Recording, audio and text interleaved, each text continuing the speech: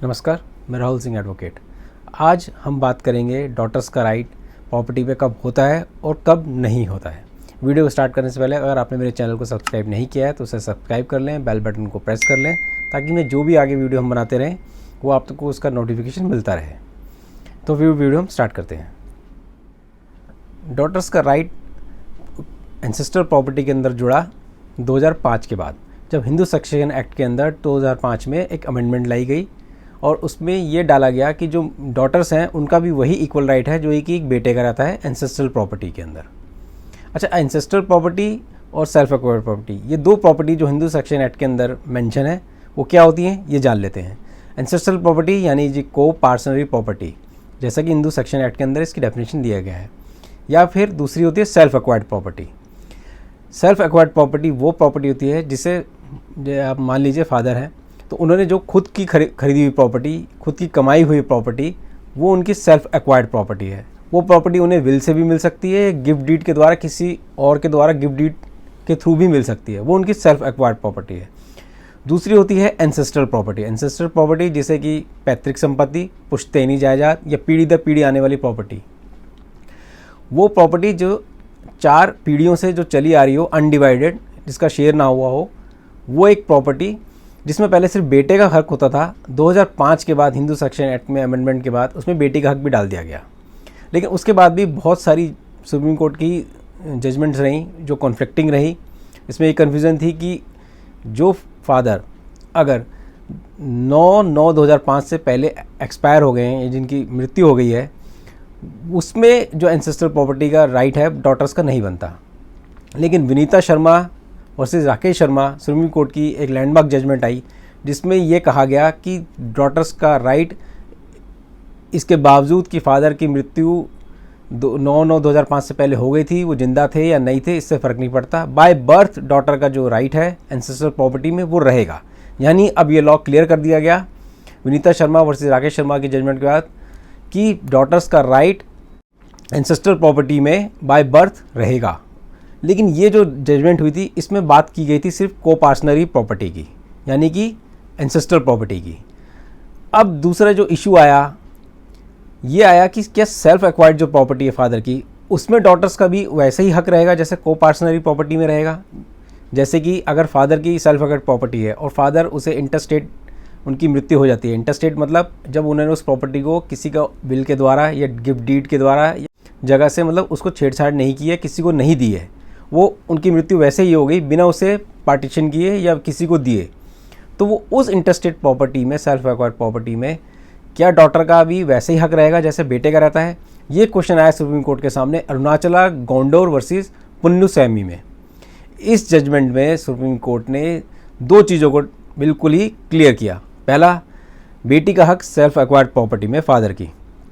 दूसरा कि जब बेटी को जो प्रॉपर्टी मिलती है, जैसे अगर वो फादर इन लॉ या अपने हस्बैंड के थ्रू मिली है, तो उसको कौन से लीगल हेयर की तरफ जब वो मृत्यु हो जाएगी उस महिला की, जिस महिला को वो प्रॉपर्टी अपने फादर इन लॉ या हस्बैंड के थ्रू मिली है, तो उनके मरने के बाद वो संपत्ति महिला के लीगल हेयर की तरफ जाएगी या हस्बैंड के लीगल हेयर की तरफ जाएगी। वैसे ही जब महिला को कोई प्रॉपर्टी अपने फादर की थ्रू मिलती है तो वो संपत्ति फादर के जो लीगल हेयर हैं उनके पास जाएगी महिला के बाद, या किसके पास जाएगी।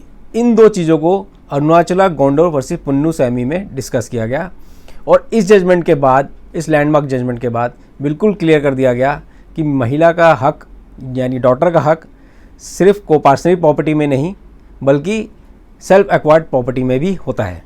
ये 2 चीज़ें डिस्कस की गई। आइए देखते हैं क्या है वो पॉइंट, उसको भी मैं आपको एलैबोरेट कर देता हूँ।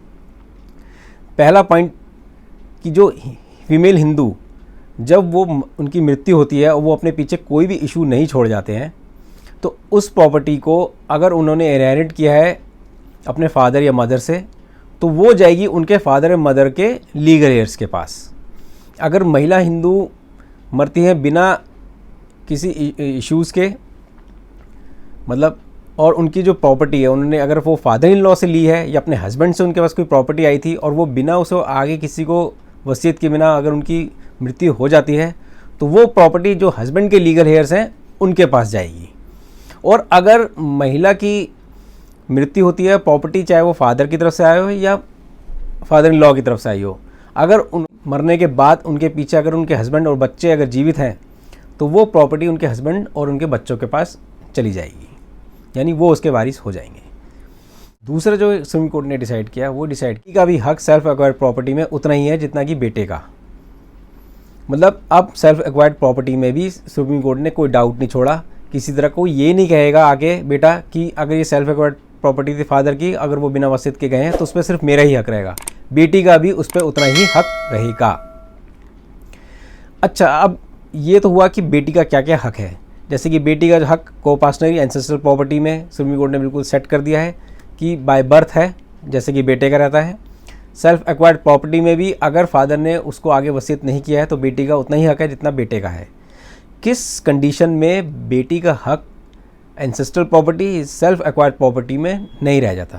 पहला, सेल्फ एक्वायर्ड प्रॉपर्टी, अगर वो फादर की सेल्फ एक्वायर्ड प्रॉपर्टी है और फादर ने अपने जीते जी उसकी वसीयत कर दी है या किसी को गिफ्ट डीड दे दी है या बेच दी है, तो बेटी का उस पर कोई हक नहीं, बेटी उस पर कोई सवाल पैदा नहीं कर सकती। बेटी या बेटा कोई भी उस पर कोई सवाल पैदा नहीं कर सकता, कोई क्वेश्चन नहीं रेज कर सकता। वो फादर की अपनी प्रॉपर्टी है, सेल्फ एक्वायर्ड प्रॉपर्टी है, वो किसी को भी वो दे सकते हैं।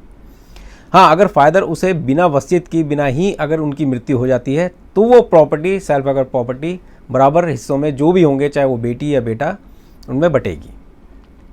दूसरा, अगर फादर के मरने के बाद या फादर के जीते जी बेटी के पास जो भी हिस्सा आता है, अगर वो अपना राइट रिलिंक्विश कर देती हैं, रिलिंक्विश डीड को रजिस्टर करा के, रिलिंक्विश मतलब छोड़ देना, अपना अधिकार छोड़ देना, वो अपना अधिकार छोड़ देती हैं अपने भाई के फेवर में, माँ के फेवर में, किसी के फेवर में, तो फिर वो जो हिस्सा था, वो बेटी अपना हिस्सा छोड़ चुकी हैं तो उस पर भी उनका कोई हक नहीं रह जाएगा रिलिंक्विश डीड रजिस्टर होने के बाद।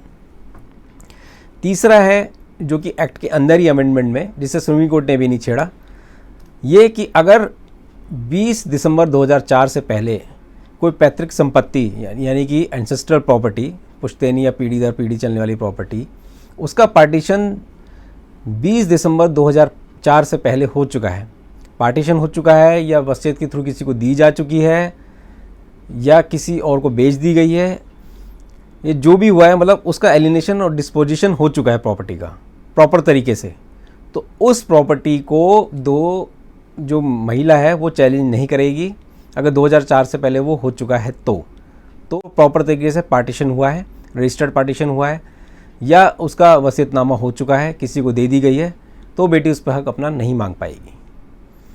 तो आपको ये जानकारी कैसे लगी?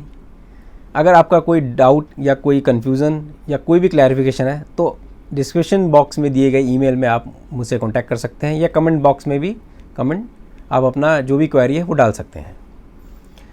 सेल्फ एक्वायर्ड प्रॉपर्टी और एंसेस्ट्रल प्रॉपर्टी से अगर आपको कोई डाउट है तो वो भी आप इसमें कमेंट बॉक्स में जाके आप मुझसे पूछ सकते हैं।